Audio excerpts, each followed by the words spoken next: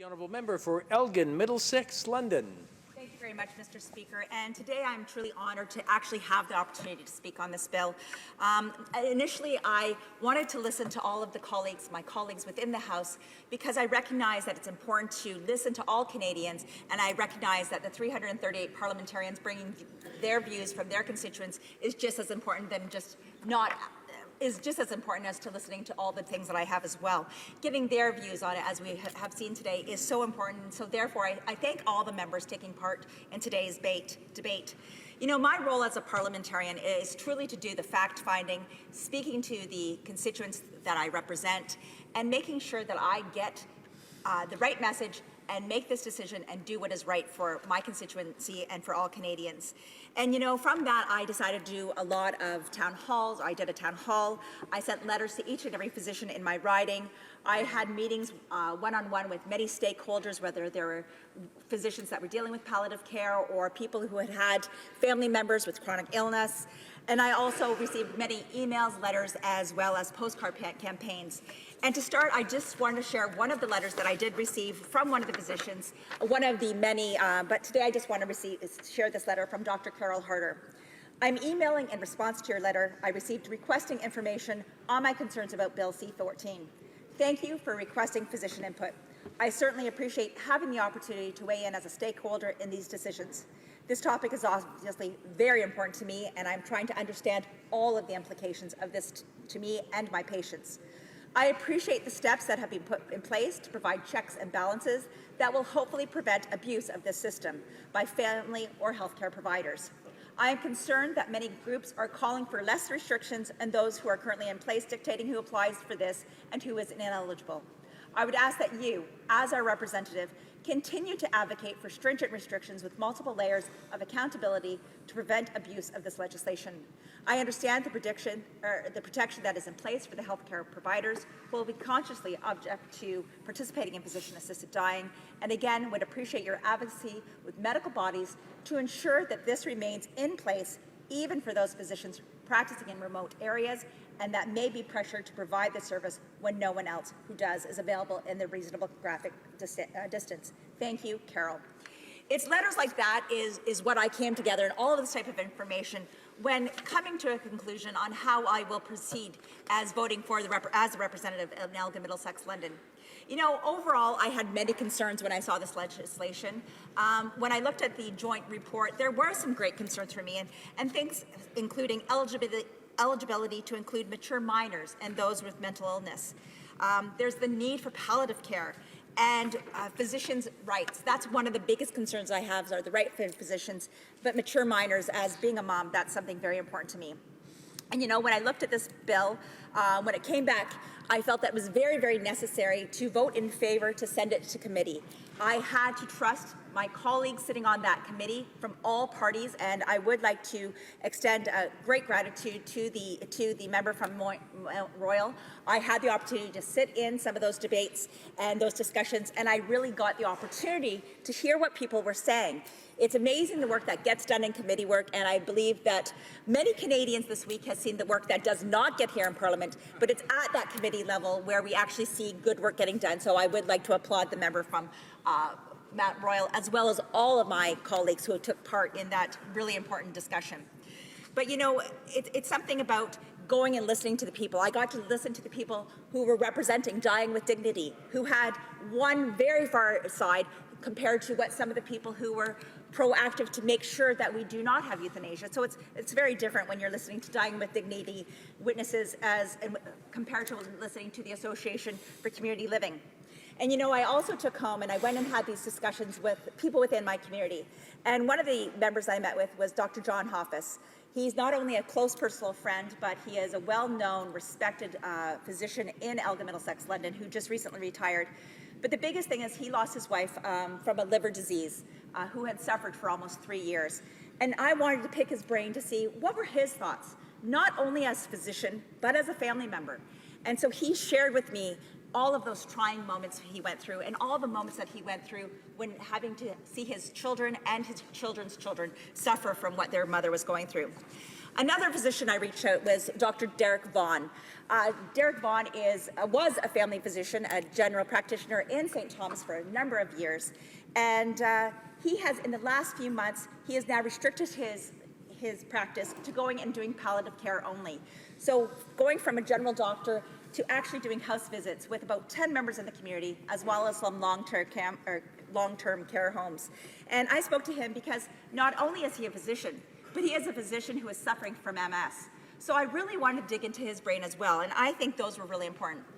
The discussions that I also were with my parents-in-law, and I'm very lucky because my actual father-in-law should be a priest today, but after 3 years of studying, he decided that he was going to step back from that, and I'm fortunate enough to have that because he was able to provide with me not only his religious insight, but his insight as a person who used to counsel people, and so that was great. But one of the most important people that I can remember from all these discussions was a lady named Alice.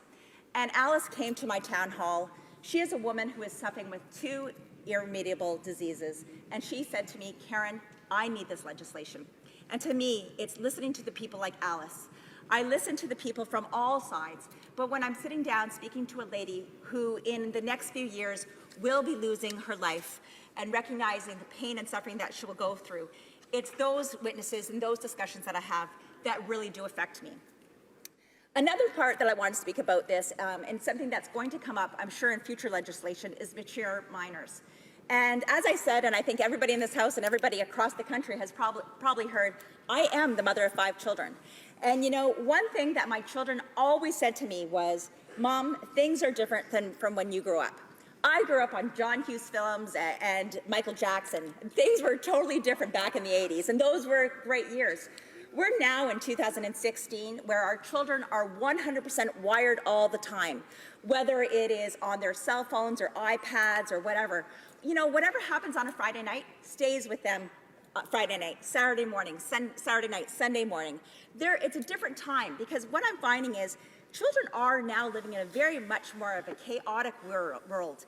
Like I said, they're wired in, and there's all this bullying that's happening online. And you know, something where I could sit there and go home on a Friday night and on Monday morning, sunny skies again.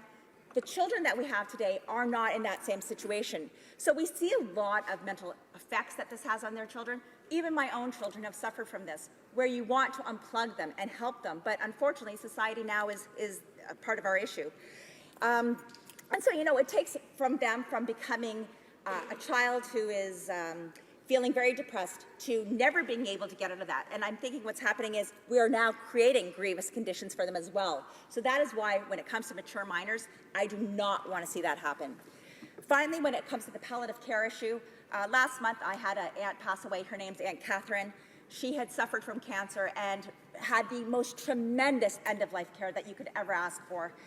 The last family photo that we have of her is her laying in her bed with all of her children, grandchildren, and her husband, Uncle Paul, around that bed as they ate Easter dinner together. And you know, that's one of the last family moments they had together. But it was that extreme palliative care that gave her the best end-of-life situation that you could ever ask for. And that's why I would 100% advocate on the need for palliative care. We need to make sure that we do have a third option. There could be life, there could be assisted dying, and there must be palliative care for people who need that. You know, finally, I'm coming to the end of this, but we recognize, and things that I've heard many times, is that this is the law of the land. And I think it's really important as parliamentarians that we do it right, just not do it quickly. I recognize that there's the June 6th deadline.